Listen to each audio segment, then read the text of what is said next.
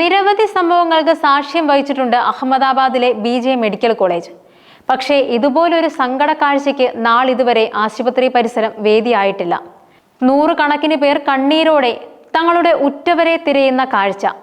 കത്തിയമർന്ന മൃതശരീരങ്ങളിൽ തങ്ങളുടെ പ്രിയപ്പെട്ടവരുടെ ശരീരമേതെന്ന് തിരിച്ചറിയാനാവാത്ത അവസ്ഥ. അഹമ്മദാബാദിൽ നിന്നും ലണ്ടനിലേക്ക് പറന്നുയർന്ന എയർ ഇന്ത്യ A171 വിമാന ദുരന്തത്തിൽപ്പെട്ടവരുടെ മൃതദേഹങ്ങൾ തിരിച്ചറിയാനായി കാത്തിരിക്കുന്നവരാണ് BJ മെഡിക്കൽ കോളേജിൽ എത്തിയവരിൽ അധികവും. വിമാനയാത്രക്കാരായി 241 പേരും തദ്ദേശീയരായ 53 പേരും ദുരന്തത്തിൽ കൊല്ലപ്പെട്ടുവെന്നാണ് അനൌദ്യോഗിക കണക്കുകൾ.